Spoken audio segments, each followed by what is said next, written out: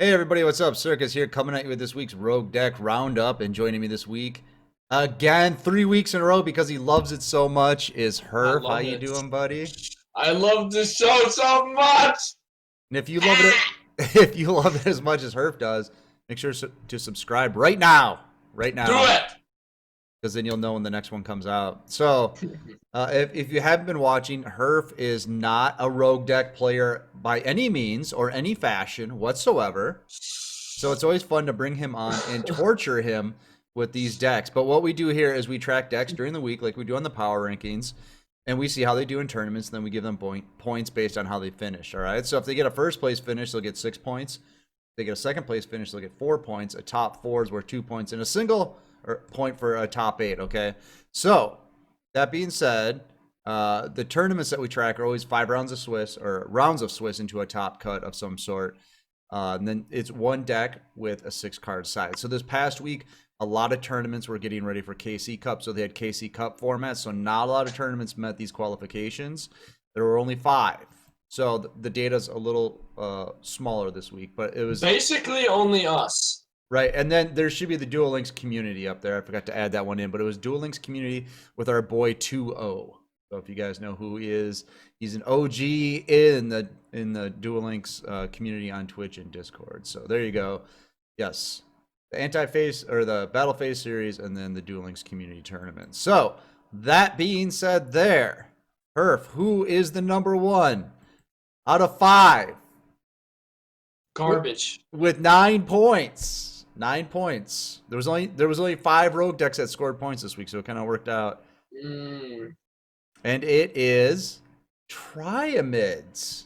You got to be happy about that one, right? Dude, I do like me some Trimids. If I remember correctly, you're a big fan of Trimids. Do like me some Trimids. I mean, they're a really interesting deck with a cool play style. I mean, we can get into that when we talk about them, but But Evil yeah, Eye, there's your boys right there. yeah, they're my boys. Yeah, Stromberg community hitting it strong. DDD making an Triple appearance D's. again. Yep. I'm never going to refer to them anything else but Triple D. Triple D. And Dragoonides. So Dragoonides, a regular on the Rogue Deck Roundup. Never going to be meta. Never going to happen. All right. So let's take a look at Trimids here. First place, 9 points. They won Battle Phase Monday and then a top 4 and a top 8.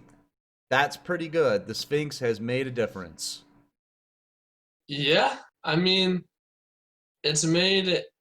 I think it's just given it that little bit of push to be able to put like extra pressure before like turn 10.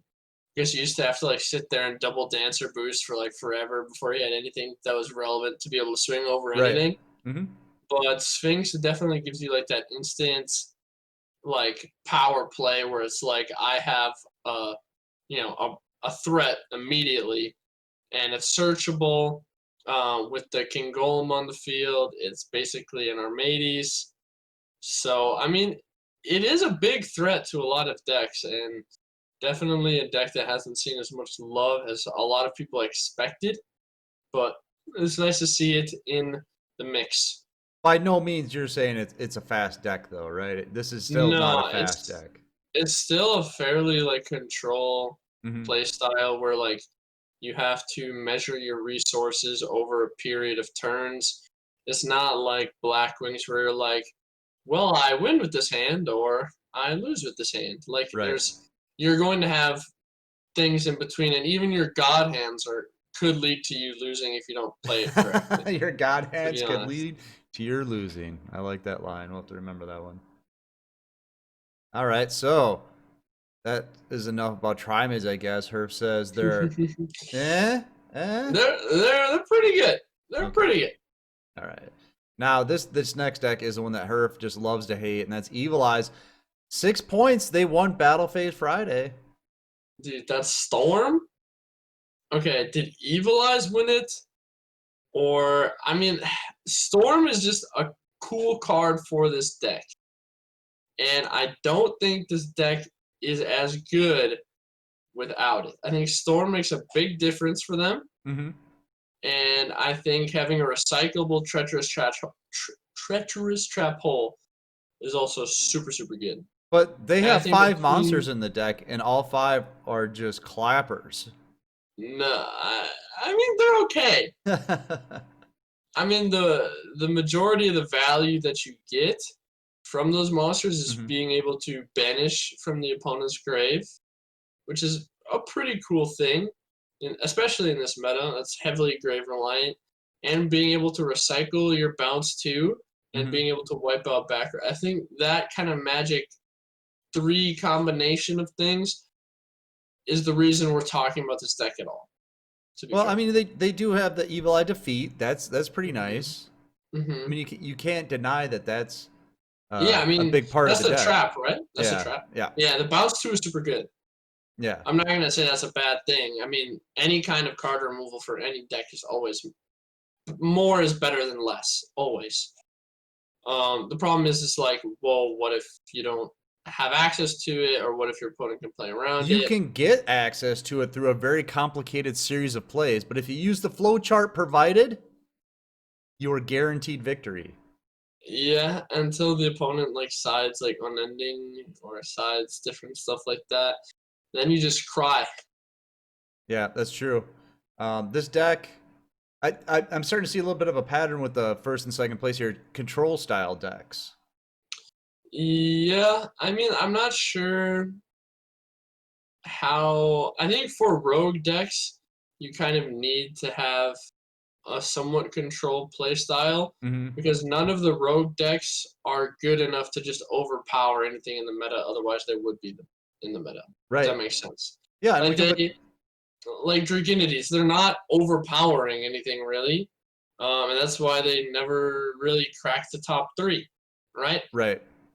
And Evil Eye is pretty consistently towards the top of this list because they have, they can play through, you know, a lot some of the meta's more oppressive strategies. And they can cause their opponent to draw, which counts as a half a win.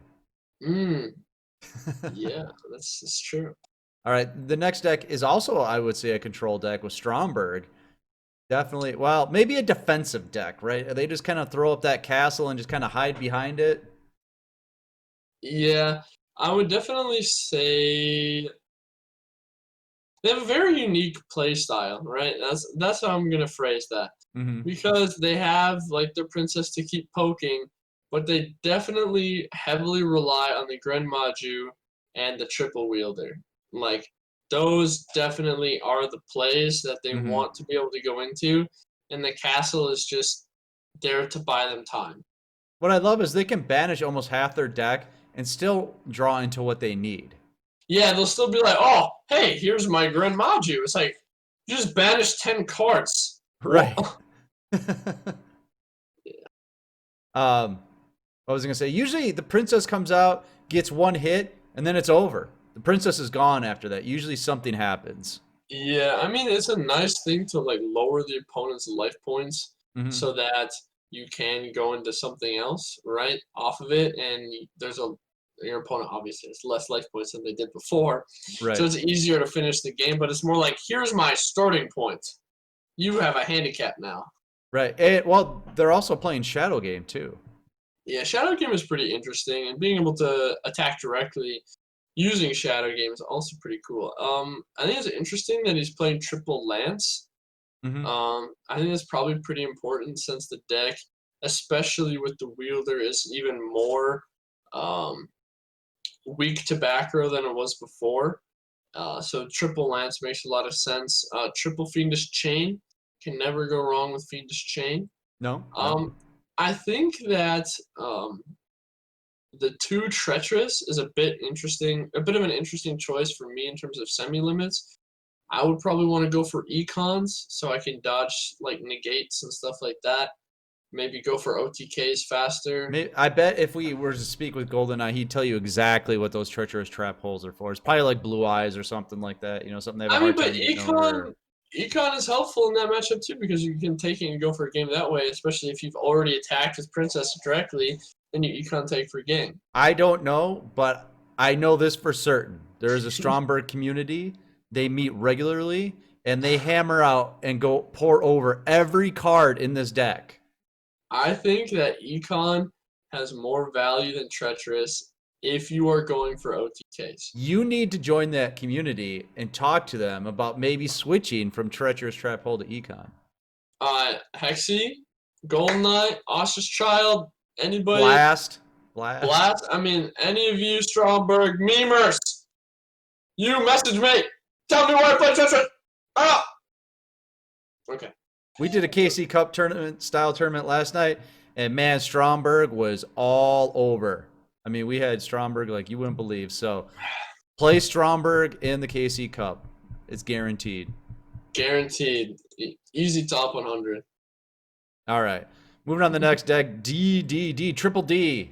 Triple D's coming in hot. Yeah, this is another one that has, like, I would say it's a smaller community, but it's very dedicated. It's like maybe 2 or 3 guys, but they're really into the Triple D. Yeah, I would say now that we're in the 4th place, we're definitely seeing this is an OTK deck for sure. I mean, they're kind of a go second. Here's my hands. I hope I can kill you with it. Excuse me. And we're seeing Lance again. That's another. Wait, is that Lance or was it Chalice? I don't know. It's Lance. That looks like a Lance. Keep looking. Lance Keep looking. is a good card, and so is Cosmic. But the interesting thing is he's not playing the trap that removes stuff. So he's even focusing more on being able to OTK, and he's using Karma Cut instead, which is a pretty good trap. Pretty good. We were doing the tournament yesterday, and we saw DDDs burning themselves to death quite frequently. Yeah, so it's one of those decks where it's like you can't let it go past like turn 6. Right, because I think it's contract with the Swamp King or whatever it's called. That spell all of any of the spells, yeah, they burn because they're continuous. During your standby, you take 1,000. So it's like, hey, but is Konami gonna fix that? I don't think so. I don't know. DDDs aren't a problem. I know, but it's saying that the reason that they're changing the damage or the effect damage is that all of these cards are balanced for 8,000 life points. So that's why they're changing Lava Golem from 1,000 to 500. Right. So should they change these ones from 1,000 to 500 because you're paying a cost? Hashtag save DDD. Hashtag buff DDD. We shall see. That is a fair point. Write them a strongly worded letter. Okay. All right, I will. All right. And then in 5th place, we also call it last place here. Dragunides, they had just 3 top 8s. They had the same amount of points as Triple D, but Triple D actually got into the top 4 in a tournament. But here you go. Look at this time they got the Lance and the Chalice. Yeah, I mean they're just putting everything in there. They're trying their best. They're just trying to find a way, man. Hey, I mean they're really trying. And I commend them for trying. It's like 3 guys at this point. It's Night Fox. He gets mad when I don't shout him out. So Night Fox, what's up? Lord of Scrubs and then Sejiro. When Sejiro feels like slumming it with the other 2 guys. I mean the deck is just not great. But Ascalon, man, Ascalon. Ascalon is exactly that. Ascalon. Okay, I mean, like it's good when you can get to it. Right. Pray you go first. Mm-hmm. Pray that your opponent doesn't have like a Fiendish Chain or something. Or I guess it's immune to traps or like a Chalice. Well, that's why you have your Lances and your Chalices. And your Hey True Nade. They got Hey True Nade in there this time. It's just bad. It's just not good. Because, like, it just doesn't do enough quick enough. And even if it does, it could be not enough. Mm-hmm. And, you try to, it's like a sinking ship. You try to patch as many of those holes. But at the end, I mean, you're still a sinking ship. Right. Well, maybe they gotta do a 30-card version. I'm gonna throw that out there. Maybe they need to open up some room. I don't think so. They can play stall / invoked. Oh wait, they can't invoke. They're all wind. They could just put they gotta find a way to get into Purgatrio in there. That's what they gotta do. This deck could be OP if they give us Raijin. That's the wind invoked Yeah, they're monster. not going to. They have it. They would have a Book of Moon every single turn for all of the opponent monsters. That's what this deck needs to become meta. What, to be able to use the invoked engine and a Yeah, card that's not in the game? yeah. You need access to the invoked engine plus their broken extra deck monster that we don't have yet. Can we help them with the Lightsworn engine in any way? I don't think they really use the grave that Okay. What about much. Neos? Can we help them with Neos in any way? I don't know, man. I think maybe the best thing they can do is just take their hand and put it on top of their deck. Yo, they should put Kawaki in there.